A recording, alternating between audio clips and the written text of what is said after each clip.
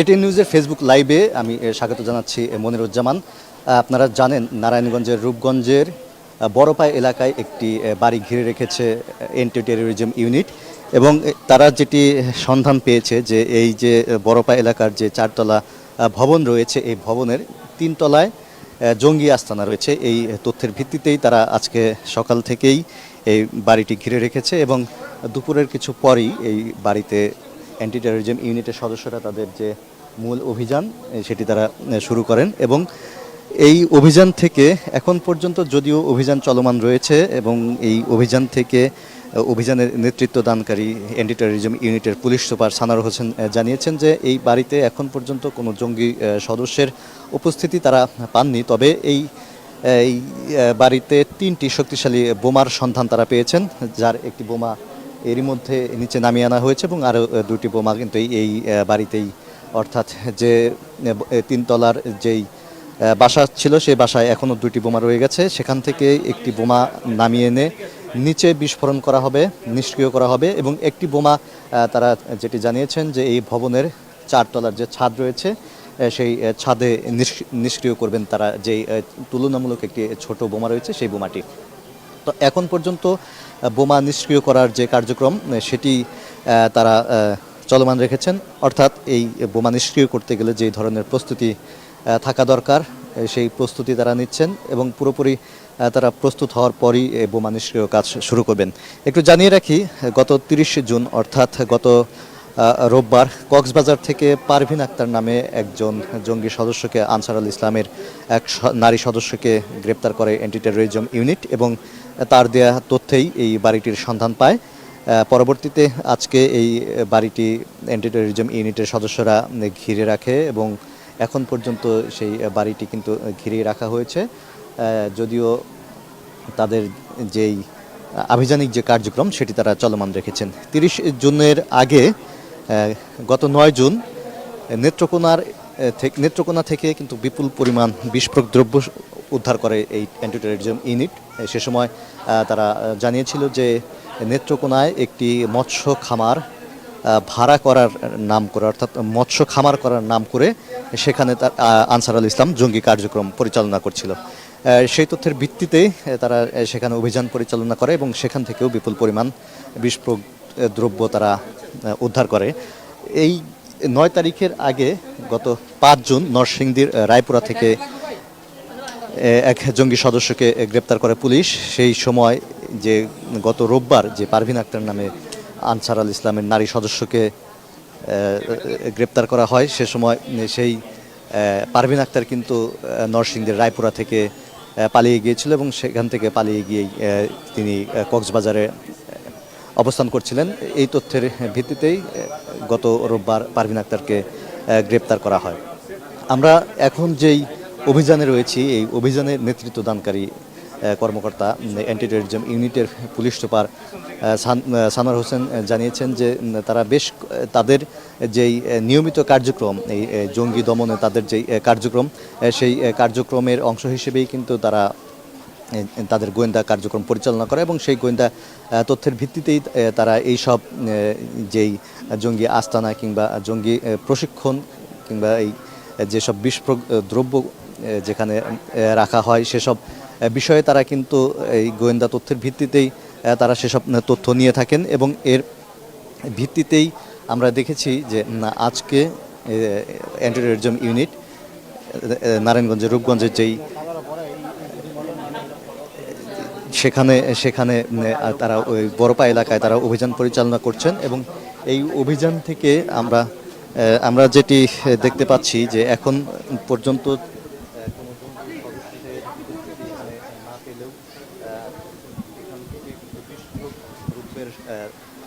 সন্ধান তারা পেয়েছেন এবং সেই বিস্ফোরক দ্রব্য তারা সেখান থেকে জব্দ করে সেগুলো নিষ্ক্রিয় করার যে কার্যক্রম সেটি তারা পরিচালনা করছেন। গত 1 জুলাই আমরা একটু তথ্য জানিয়ে রাখি, রাজধানীর গুলশানের হোলি আর্টিজান যেই বেকারিতে যে হামলার ঘটনাটি ঘটেছিল 2016 সালে, ঠিক সেই হামলার পরে 2016 সালে 1 জুলাই সেই হামলার পরেই কিন্তু অ্যান্টি টেররিজম ইউনিট কিংবা ডিএমপির যে কাউন্টার টেররিজম ইউনিট তারা কিন্তু এই জঙ্গি দমনে বিশেষ তৎপরতা আপনারা দেখতে পেয়েছি এবং এর ফলে সেই 2016 সালের 1 জুলাইয়ের পর থেকেই কিন্তু বিভিন্ন সময় আমরা দেখেছি যে আইন শৃঙ্খলা রক্ষাকারী বাহিনীর এই জঙ্গি বাদের বিরুদ্ধে কিংবা এই জঙ্গি সংগঠনের যে কার্যক্রম তাদের বিরুদ্ধে তাদের যে কঠোর অবস্থান এবং সেই অবস্থানের কারণে কিন্তু বিভিন্ন সময় ঢাকা এবং ঢাকার আশপাশ সহ যেসব এলাকায় জঙ্গি কার্যক্রম পরিচালনা করছিল বিভিন্ন জঙ্গি সংগঠনগুলো তাদেরকে কিন্তু দমন করতে অনেকটাই আমরা দেখেছি 2016 সালের পর থেকে কিন্তু সফলতার সাথেই তারা সেই সব আভিযানিক কার্যক্রম তারা শেষ করেছে এবং এই জঙ্গি অভিযান এবং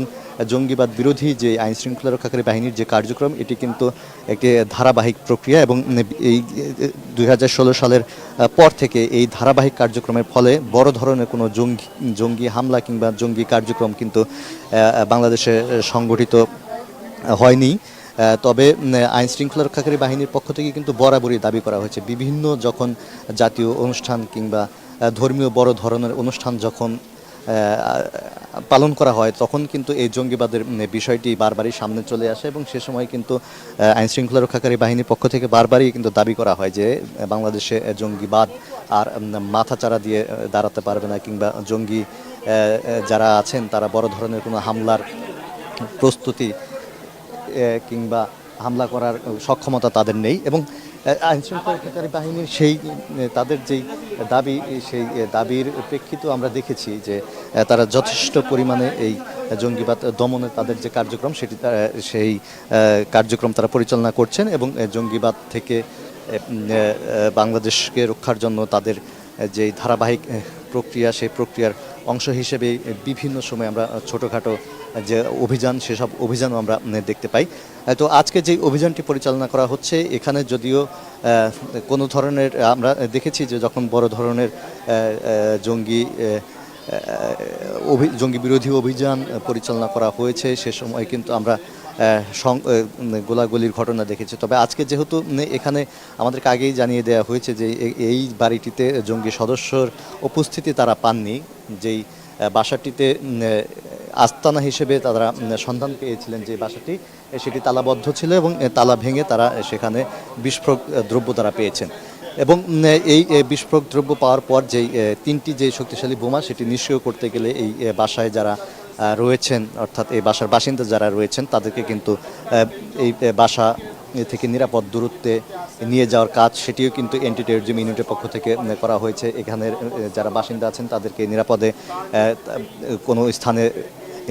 নিয়ে যাওয়ার হচ্ছে এবং পাশাপাশি এখানে গণমাধ্যম কর্মী থেকে শুরু করে উৎসুক অনেক জনতাই রয়েছেন তাদেরকেও কিন্তু নিরাপদ দূরত্বে যাওয়ার অনুরোধ তারা জানাচ্ছেন, যেহেতু এখন নিষ্ক্রিয় কার্যক্রম বোমা নিষ্ক্রিয় কার্যক্রম তারা পরিচালনা করবেন এবং এই তাদের ধারণা এই যে বোমাটি নিষ্ক্রিয় করতে গেলে বড় ধরনের একটি বিস্ফোরণ হবে এবং সেই বিস্ফোরণে হয়তো আশেপাশে যদি কেউ থাকে সেখানে ক্ষতি সম্মুখীন হতে পারেন। এই ধারণা থেকেই এবং এই ভয় থেকেই কিন্তু অ্যান্টি টেররিজম ইউনিটের পক্ষ থেকে